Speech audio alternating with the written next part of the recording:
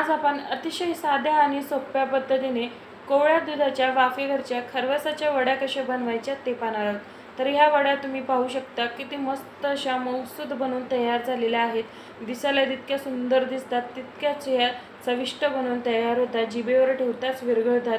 आणि याआधी तुम्ही इतकी सोपी पद्धत कुठेच पाहिली नसेल, पहिल्यांदाच बनवत असाल तरी देखील तुमच्या ह्या चिकाच्या वड्या अगदी परफेक्टच बनतील।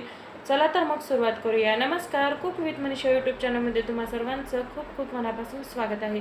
रेसिपी सुरू करण्याआधी तुम्हाला एक निवेदन आहे, तुम्हाला जर आजची ही रेसिपी आवडली तर एक लाईक नक्की करा। चॅनलवर नवीन असाल तर सबस्क्राईब करा, बाजूचं बेल आयकॉन क्लिक करून ऑलवर क्लिक करा, त्याने माझ्या व्हिडिओचं प्रत्येक नोटिफिकेशन सगळ्यात आधी तुमच्या मोबाईलवरती येईल।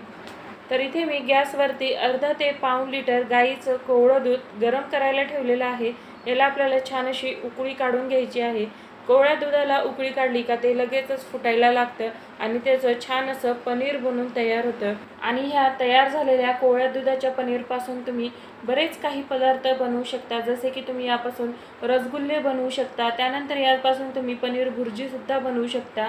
एवढंच की ह्याचं पनीर बनवून तयार होत नाही, पनीरच्या वड्या बनवून तयार होत नाहीत। असंच जर तुम्हाला पनीरची भुर्जी करायची असेल तर ते तुम्ही इथे करू शकता। 2 ते 3 मिनिटानंतर यातलं पाणी आणि पनीर हे सेपरेट झालेलं आहे। तर आता हे आपण एका गाळणीवरती काढून घेऊया। तर एका इथे मी पुरणाच्या गाळणीवरती कॉटनचा रुमाल ठेवला आहे आणि त्यावरती हे संपूर्ण दूध आपल्याला टाकून घ्यायचं आहे आणि त्यावरती थोडंसं पाणी टाकून थंड करून घ्यायचं आहे। आणि आता या पनीरमधलं आपल्याला संपूर्ण पाणी स्क्वीज आउट करून घ्यायचं आहे, म्हणजे यामधलं संपूर्ण पाणी आपल्याला दाबून हाताच्या सहाय्याने काढून घ्यायचं आहे। तर इथे मी या पनीरमधलं संपूर्ण पाणी काढून घेतलं। तर आता हे पाणी आपण बाजूला करून घेऊया आणि तयार झालेला पनीरचा गोळा आपण एका ताटेमध्ये काढून घेऊया। तर तुम्ही बघू शकाल अतिशय साध्या आणि सोप्या पद्धतीने इथे आपले छान असं चिकाच्या दुधाचं पनीर बनवून तयार झालेलं आहे।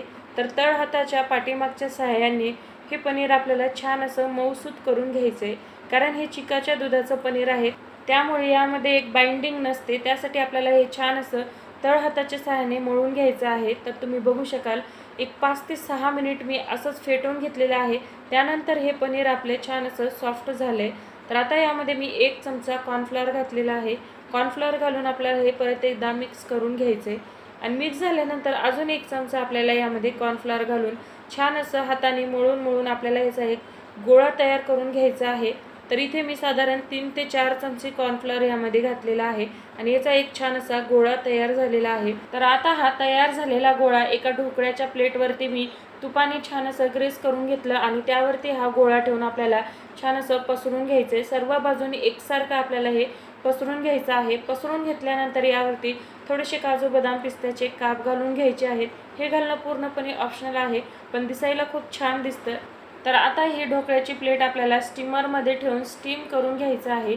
तर इथे मी स्टीमरमध्ये पाणी गरम करायला ठेवलेलं आहे, त्यामध्ये आपल्याला ही ढोकळ्याची प्लेट ठेवायची आहे आणि एक 15 ते 20 मिनिटे आपल्याला हे झाकण लावून वाफवून घ्यायचं आहे। तर या पद्धतीने जर तुम्ही चिकाच्या वड्या बनवल्या तर तुमच्या वड्या कधीच फसणार नाहीत, पहिल्यांदाच बनवलात तरी देखील अगदी परफेक्ट बनतात। तर 20 ते 25 मिनिटानंतर तुम्ही बघू शकाल हे खरवस छान असं थोडंसं फुगून वरती आलेलं आहे आणि यामध्ये चाकू घालून पाहायचं। तर चाकू अगदी क्लीन निघालेला आहे, याचा अर्थ हे अगदी छान असं वाफवून झालंय।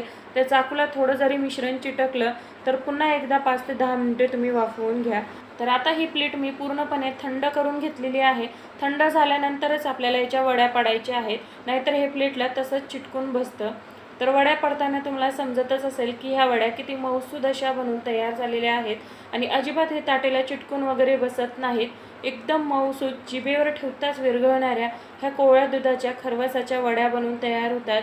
तर नेहमी जी आपण पद्धत वापरतो त्याने बऱ्याच जणांच्या वड्या ह्या फसतात, त्यासाठी ह्या पद्धतीने तुम्ही चिकाच्या खरवसाच्या वड्या बनवून पहा, अगदी परफेक्ट बनतात। तर नक्की ट्राय करा आणि कशी वाटली रेसिपी कमेंटमध्ये नक्की सांगा। रेसिपी आवडली तर रेसिपीला लाईक करा, जास्तीत जास्त शेअर करा आणि तुम्हाला जर माझ्या ह्या रेसिपीज पाहायला आवडत असतील तर कुक विथ मनीषा यूट्यूब चॅनलला सबस्क्राईब नक्की करा। तर पुन्हा भेटू, धन्यवाद।